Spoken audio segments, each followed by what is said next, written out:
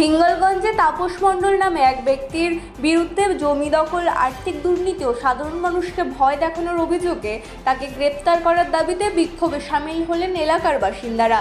অভিযোগ, দীর্ঘদিন ধরে প্রভাব খাটিয়ে অসহায় বয়স্ক মানুষদের জমি বেআইনিভাবে দখল করে নিজের সম্পত্তি বৃদ্ধি করেছেন তিনি। পাশাপাশি সরকারি আবাসন প্রকল্পের ঘর পাইয়ে দেওয়ার নাম করে অর্থ আদায়েরও অভিযোগ উঠেছে তার বিরুদ্ধে। অন্যদিকে নদী বাঁধ কাটার অভিযোগে তাপস মণ্ডলের শ্যালক সুশান্ত মণ্ডলকে গ্রেপ্তার করেছে হিঙ্গলগঞ্জ থানার পুলিশ।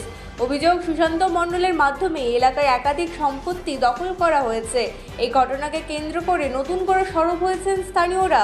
স্থানীয়দের দাবি, তাপস মণ্ডলের বিরুদ্ধে ভোট পরবর্তী সন্ত্রাস হুমকিরও একাধিক অভিযোগ থানায় লিখিতভাবে দায়ের করা রয়েছে।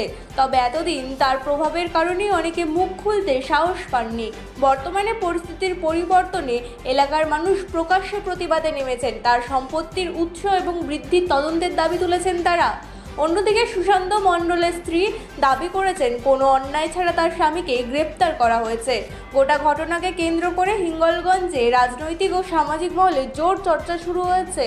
ব্যুরো রিপোর্ট, রাজধানী নিউজ নেটওয়ার্ক।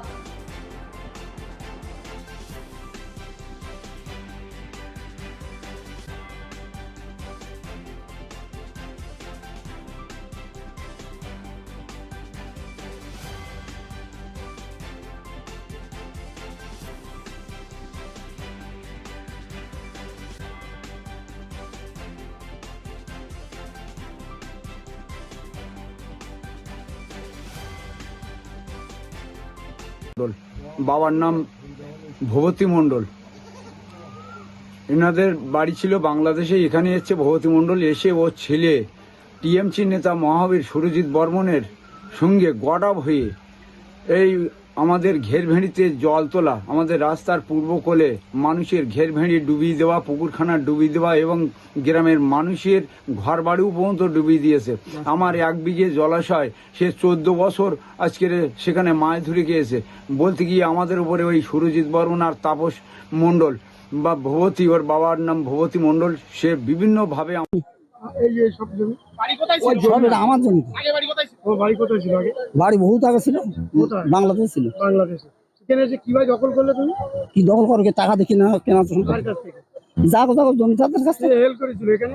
হেল্প করবে কে আবার? আমি এখানে আসলাম, এসে মাইনে খাটিয়ে পরপর চিনতে পারলাম দেশের লোক। ছেলে কোথায় থাকে? ছেলে 12 থাকে। কোথায় হুমকি দিচ্ছে? কার হুমকি দিচ্ছে? আমার ছেলে কারো হুমকি দেয় না, কারো হুমকি দেয় না, কারো ক্ষতি করে। আমাকে হুমকি ছেলে 12 সাথে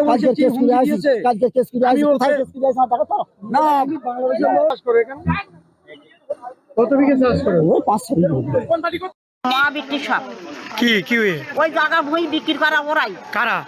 ওই মহাবীর আর ওই ভবতী ওরা রেখে জমি লিখে নেছে। কার কাছ থেকে? ওই অন্য শরিকদারের কাছ থেকে। কার জমি সে? আমাদের জমি জবরদস্তি নিয়েছে? জোর জবরদস্তি করি আমরা চাষ করি দীর্ঘ 57 সালের থেকে এই পর্যন্ত। তখন একটা লোক ছিল না। কি নাম আপনার? যমুনা মণ্ডল। কোথায় বাড়ি? আমবাড়ি। স্বামীর নাম? মতিন মণ্ডল।